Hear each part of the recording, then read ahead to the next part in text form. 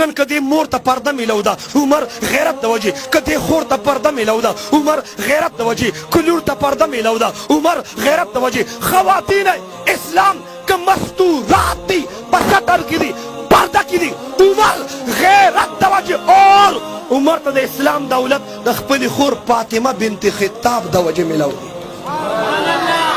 د قربانۍ شاته د مور لاس دی، د عمر په اسلام راوړلو کې شاته د چا لاس دی؟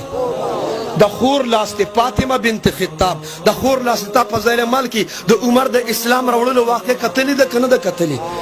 د خور د وجې نه انقلاب راغی او هغه عمر چې خور کې جلالو او د قرآن اصل ادب دی. مونږ علماء دیوبند کې ادب دی، ډېر خلک خبرې کوي لیکن ادب میلو علماء دیوبند ته دی. چاوې دلیل یې څه دی؟ ما یې 400 ته راشه د علماء دیوبند د مدرسې نوم دارالادب دی، د مدرسې نوم د شیخ الادب صاحب دارالادب دی. او ما ته د بل چا مدرسه وښیه چې د هغې نوم دارالادب وي. چې څوک ادب نه پېژني هلته دارالادب نه وي، هلته دارالفساد وي، هلته دارالفساد. توجه، عمر د پیغمبر قتل پسې روان.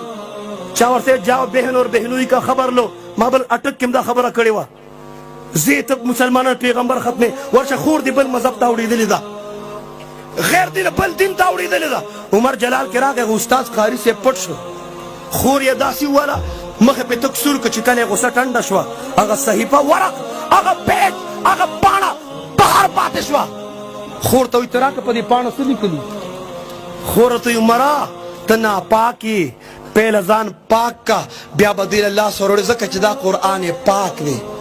قرآن پاک اللہ پاک نبی پاک قرآن پاک دے اللہ پاک دے نبی پاک دے قرآن پاک دے. بیا واورا چې الله پاک دے قرآن پاک دے نبی پاک دے. بدن پاک غواړي، لباس پاک غواړي، نظریه پاک غواړي، عقیده پاک غواړي، سوسایټي پاک غواړي، ماحول پاک غواړي، خوراک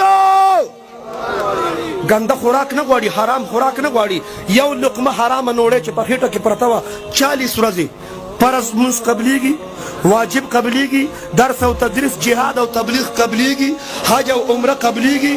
ها د عبادت د قبولیت دار و مدار دا په اکل حلال سره دی. پس سره دی حلال خوراک سره. توجه، عمر صاحب چې غسل وکړ ځان یې پاک او په پاکو لاسو د قرآن هغه پیج پاڼ راواغسته چې د قرآن ادب یې وکړ، الله ورته د ایمان دولت نصیب کړ.